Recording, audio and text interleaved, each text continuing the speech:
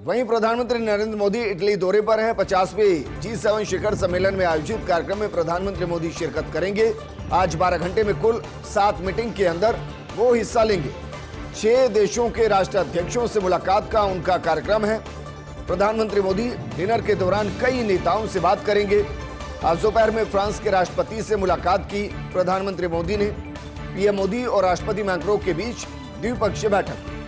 British PM Rishi Sunak से भी मुलाकात की प्रधानमंत्री मोदी ने। रात 9 बजे वैश्विक नेताओं के साथ पीएम मोदी का फोटो सेशन हो। वहीं रात 9:20 पर जर्मनी के चांसलर के साथ पीएम मोदी की बैठक होगी। रात 11 बजे जापान के पीएम फूमियो किशिदा के साथ बैठक होगी। रात 12 बजे सांस्कृतिक कार्यक्रम में शामिल होंगे प्रधानमंत्री मोदी। 15 जून की सुबह 3:30 बजे इटली से दिल्ली के लिए प्रधानमंत्री मोदी रवाना।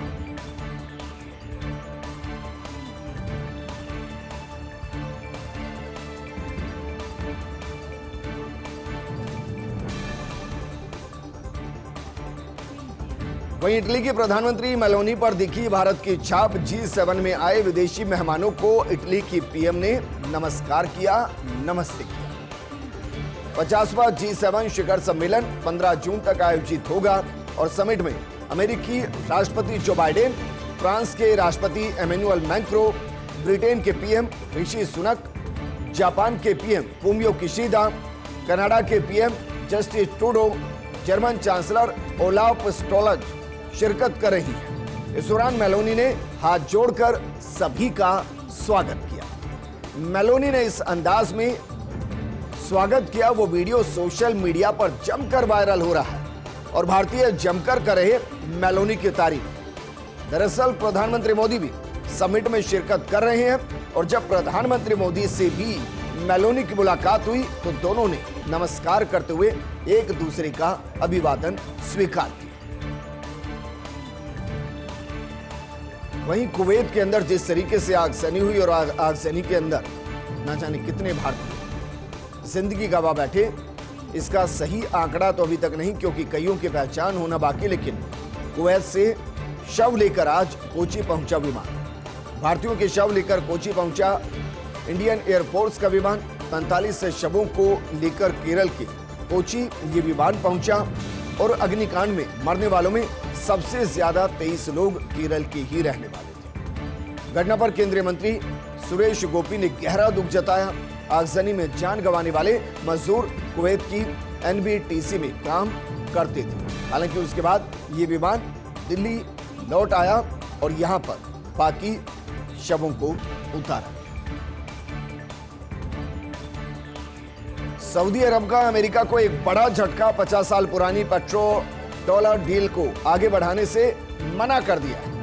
पेट्रो डॉलर डील 9 जून को हो चुकी है एक्सपायर और दोनों देशों के बीच 50 साल से पेट्रो डॉलर समझौता चल रहा था। समझौते के तहत सऊदी अरब तेल की बिक्री के बदले लेता था अमेरिकी डॉलर और दुनिया भर में अमेरिका की धाक जमाने के लिए मील का पत्थर साबित हुई थी ये डील। लेकिन इसको दोबारा से शुरू करने के कोई आसार नजर नहीं आ रहे। अब अमेरिकी डॉलर के बजाय RBN, यूरो, येन, रुपए और युआन करेंसी में तेल बेचे। क्राउन प्रिंस मोहम्मद बिन सलमान के नेतृत्व में चीन और रूस के करीब आया सऊदी अरब और अमेरिका। जिस तरीके से यूक्रेन का साथ दे रहा है, जिस तरीके से इजराइल का साथ दिया, इससे भी सऊदी अरब नाराज। और अगर वहां डॉलर में तेल नहीं खरीदा जाएगा, पेट्रो डॉलर जो डील है अगर वो निरस्त हुई तो इसका अमेरिकी डॉलर पर एक बड़ा प्रभाव पड़ेगा, क्योंकि अमेरिकी डॉलर जो तेजी से मजबूत हुआ उसके पीछे इस डील का एक बड़ा रोल। केंद्रीय शिक्षा मंत्री अमेरिकी धर्मेंद्र प्रधान का बयान। नीट परीक्षा मामले पर धर्मेंद्र प्रधान का बयान है। उन्होंने कहा कि परीक्षार्थी हितों के लिए केंद्र सरकार पूरे तरीके से प्रतिबद्ध है। सुप्रीम कोर्ट के आदेश के तहत सरकार प्रतिबद्ध है और सरकार सुप्रीम कोर्ट के निर्देशों का पूरा पालन करेगी। किसी के करियर के साथ खिलवाड़ नहीं किया जाएगा। मामले के तथ्य सुप्रीम कोर्ट के संज्ञान में है। नीट काउंसलिंग शुरू होने जा रही है। भ्रमित हुए बिना आगे बढ़ने की जरूरत है।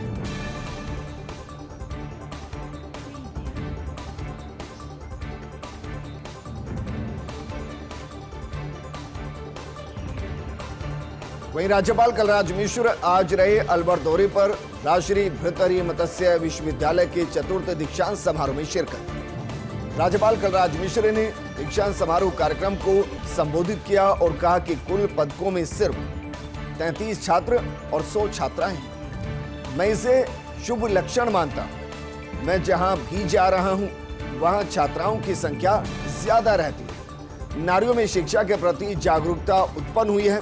महिलाएं अगुवाई करने में काबिल हो रही हैं। नारी सशक्तिकरण होता है तो देश का सशक्तिकरण होता है। संविधान के सर्वोच्च विधान है, सबसे बड़ा हमारा संविधान है। संविधान देश को शासित करता है, जहां जनता का तंत्र है। शिक्षा प्रणाली समय के अनुरूप होनी चाहिए और यह भी कहा जाता है कि जब एक लड़का पढ़ता है तो सिर्फ वो अकेला शिक्षित होता है और जब एक लड़की पढ़ती है तो 2 परिवारों को शिक्षित करती है। और जिस तरीके से परिणाम आते हैं और उसमें बेटियां बाजी मारती हैं। यकीन अगर नारी सशक्तिकरण होगा तो भारत सशक्तिकरण की दिशा में अपने आप आगे बढ़ेगा। चंद्रबाबू नायडू के शपथ लेते ही अमरावती में हलचल शुरू हो चुकी है। अमरावती को आंध्र प्रदेश की राजधानी बनाना चाहते हैं सीएम चंद्रबाबू नायडू। पिछली वाईएसआरसीपी सरकार ने ठंडे बस्ते के अंदर इस योजना को डाल दिया था, यानी कि जगन मोहन रेड्डी के सरकार ने इसे ठंडे बस्ते में डाल दिया। सरकार बदलते ही जमीन समतल करने पहुंचे 100 अर्थ मूवर पद संभालते ड्रीम प्रोजेक्ट को साकार करने में जुटे हैं चंद्रबाबू नायडू। 217 वर्ग किलोमीटर क्षेत्र में विकसित होगा राजधानी क्षेत्र। विजयवाड़ा के पास आज 8000 वर्ग किलोमीटर में नई राजधानी अमरावती नया रूप लेती नजर आई। आगे बढ़ते हैं, बड़ी खबर का रुख करते हैं। जयपुर में ईडी की बड़ी कार्रवाई। जल जीवन मिशन भ्रष्टाचार मामले में फिर गिरफ्तारी। जेजेएम से जुड़े ठेकेदार पदमचंद जैन को गिरफ्तार किया गया है। पदमचंद जैन की फर्म पर है फर्जी दस्तावेज से जेजेएम में टेंडर जुटाने का आरोप। जैन पर अधिकारियों को रिश्वत देने के भी आरोप है। पूछताछ के बाद कल देर रात जैन को गिरफ्तार करने का फैसला हुआ। जल जीवन मिशन भ्रष्टाचार मामले में ईडी कर रही पीएमएलए कानून में कार्रवाई। कोर्ट ने पदमचंद जैन को 18 जून तक रिमांड पर भेज दिया। और जयपुर में ईडी की बड़ी कार्रवाई सामने है, जिसमें जेजेएम के अंदर एक और गिरफ्तारी नजर आई। वहीं शिक्षक भर्ती पेपर लीक मामले में बड़ी खबर है। 1.5 साल से फरार मास्टरमाइंड सुरेश ढाका कर सकता है सरेंडर। सुरेश ढाका के विदेश से भारत लौटने की सूचना है। सूत्रों के मुताबिक नेपाल के रास्ते भारत लौट चुका है सुरेश ढाका। जांच एजेंसियां सुरेश ढाका को सरेंडर कराने का प्रयास कर रही हैं। सुरेश ढाका को मध्यस्थता कर रहे रिश्तेदारों के जरिए पहुंचाया जा रहा संदेश, लेकिन अगर सुरेश ढाका की लोकेशन पहुंच रही है हमारी एजेंसियों के पास तो सरेंडर नहीं, गिरफ्तार करना चाहिए, क्योंकि सरेंडर करने का मतलब अलग होता है और गिरफ्तारी का एक मजबूत संदेश जाता है। और अब मानकर चल रहे हैं कि सरेंडर करने से पहले अगर गिरफ्तार किया जाता है तो संदेश बहुत अलग है। वहीं बात करते हैं चार धाम की, जिसमें पूरे हिंदुस्तान की तो आस्था है ही, लेकिन सच्चाई है कि हमारे सनातन और हमारे चार धाम के प्रति विदेशियों की आस्था भी लगातार बढ़ती जा रही है। इस बार चार धाम दर्शन के लिए विदेशी भक्तों की संख्या बढ़ी है। विदेशी भक्तों के रजिस्ट्रेशन के लिए किए गए हैं विशेष प्रबंध। चार धाम यात्रा के लिए अब तक करीब 20,000 विदेशी नागरिक रजिस्ट्रेशन करवा चुके हैं। इनमें नेपाल है, ब्रिटेन है, ऑस्ट्रेलिया है, अमेरिका है और भी कई देश हैं जहां के नागरिकों ने रजिस्ट्रेशन करवाया है। देश और विदेश के 41 लाख से ज्यादा तीर्थयात्रियों ने अभी तक पंजीकरण करवा लिया है, जो चार धाम की यात्रा करना चाहते हैं। और मानसून की बाट जोहता राजस्थान, यानी कि इंतजार करता हुआ राजस्थान। प्रदेश में मानसून को लेकर अभी तक स्थिति स्पष्ट नहीं हुई है। बंगाल की खाड़ी से आने वाला मानसून अभी कमजोर है और राजस्थान में बंगाल की खाड़ी से आता है मानसून। फिलहाल मानसून सक्रिय नहीं होने से जून के आखिरी सप्ताह तक आने की संभावना है। राज्य में 20 जून से बढ़ेगी प्री मानसून की गतिविधियां। पूर्वी राजस्थान में होगी सामान्य से ज्यादा बारिश।